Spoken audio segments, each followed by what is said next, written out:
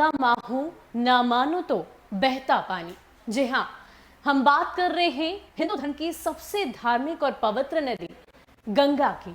दरअसल आज के परिवेश में आए दिन ऐसा देखा जाता है कि नदियों की स्थिति ठीक नहीं। इस भाग दौड़ वाली जिंदगी में लोग नदियों को गंदा करते दिखाई दे रहे हैं।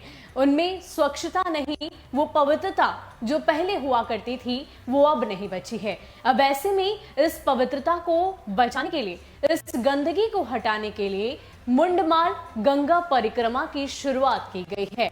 अब आप ये सोच रहे होंगे कि इसकी शुरुआत आखिर किसके द्वारा की गई है, तो वो भी बता दें कि हमारे देश के रक्षक यानी कि रिटायर्ड फौजियों के द्वारा इस परिक्रमा की शुरुआत की गई है। आपको ये बात जानकर हैरानी होगी कि ये रिटायर्ड फौजी पैदल ही गंगा की परिक्रमा कर रहे हैं और जगह जगह जाकर जहां जहां से गंगा बहती है वहां के गांव में लोगों को जागरूक भी करवा रहे हैं। इतना ही नहीं, अब इसको लेकर बिहार सरकार के तमाम मंत्रियों का भी समर्थन उन्हें मिल रहा है। ऐसे में नीरज कुमार बबलू की बात करें तो उन्होंने भी इसको लेकर कहा है कि इस परिक्रमा में वो उनका साथ देंगे और गंगा की स्वच्छता को, उसकी पवित्रता को सही रखने के लिए हमेशा तत्पर रहेंगे। क्या कुछ कह रहे हैं बिहार सरकार के मंत्री और क्या है ये पूरी परियोजना, आपको छोड़े जाते हैं इस पूरे वीडियो के साथ। हम आए हैं अतुल्य गंगा से और अतुल्य गंगा एक इंडियन आर्मी के रिटायर्ड फौजियों द्वारा बनाई गई संस्था है, जिसके साथ में मैं हिरेन पटेल अहमदाबाद गुजरात से जुड़ा हुआ हूँ। और हम ये परिक्रमा कर रहे हैं, ये परिक्रमा पैदल ही कर रहे हैं गंगा मैया की चारों ओर, जो कि 16 दिसंबर 2020 में प्रयागराज इलाहाबाद से स्टार्ट हुई थी और डाउन स्ट्रीम में गई थी बिहार, उत्तर प्रदेश, बिहार, बंगाल और वहाँ से गंगा सागर से क्रॉस करके यू टर्न ले करके ना हम वापस आज यहाँ पे आए हैं। यहाँ से हम उत्तराखंड जाएंगे गौमुख, जहाँ से गंगा मैया प्रकट होती है। वहाँ से हम ग्लेशियर क्रॉस कर से दूसरे छोरे से जहाँ पे पहाड़ियाँ हैं, वो पहाड़ियाँ रास्ता नहीं है, वो रास्ता चढ़ते उतरते हम वापस प्रयागराज पहुँचेंगे। 15 अगस्त 2021 तक पहुंचने की संभावना है। इसके पीछे हमारा जो उद्देश्य है वो है गंगा में जो गंदे पानी के नाले जा रहे हैं, लोग कचरा फैला रहे हैं, प्लास्टिक का अंदर जा रहा है, तो उसको उद्देश्य को रोकना। और हम गाँवों से होते हुए चलते जा रहे हैं, शहरों से होते हुए जा रहे हैं, तो इन लोगों को लोक जागृति के लिए हम निकले हैं। हमारा जो उद्देश्य है वो लोक जागृति का है, लोगों को समझाना कि आप कचरा मत डालो। युवाओं को समझा रहे हैं, बच्चों को समझा रहे हैं, गांव वालों को समझा है कि आप अपना दायित्व निभाइए और हमें ये अपनी आदतें बदलनी होगी। वो है गंगा की सफाई का। और ये हमारे यहाँ कहावत है कि भगवान शिव के जटा से गंगा निकलती है। तो आज का बड़ा शुभ दिन में हम लोग आज इसकी चर्चा कर रहे हैं और जो 6 लोग इसमें लगे हुए हैं हम उनका दिल से अभिनंदन करते हैं, स्वागत करते हैं, उन्हें हम सैल्यूट करते हैं कि आपने सेवानिवृत्त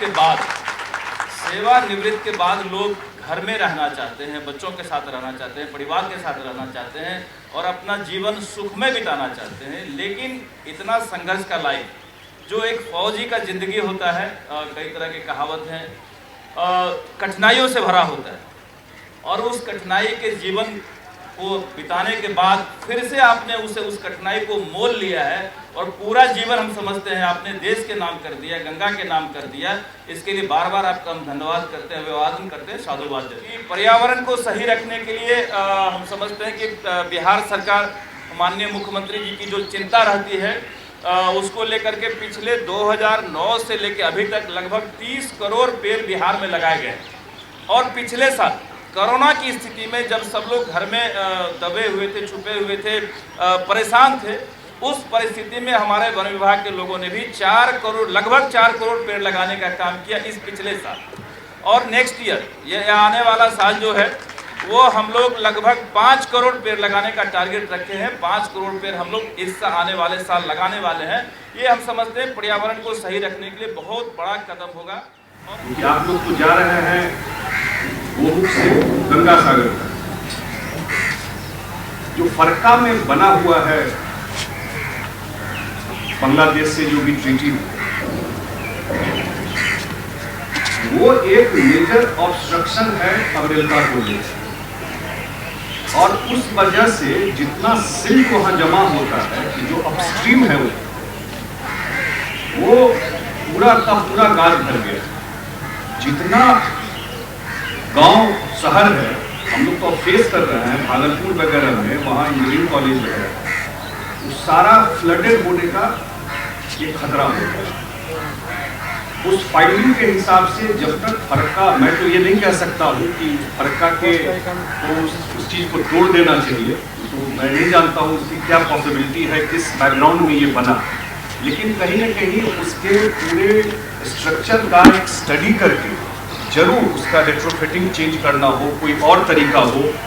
जो गंगा का फ्लो, लोग कहते हैं कि यहाँ पर पटना तक ढेर सारी मछली मिलता है, तो सब खत्म हो गया।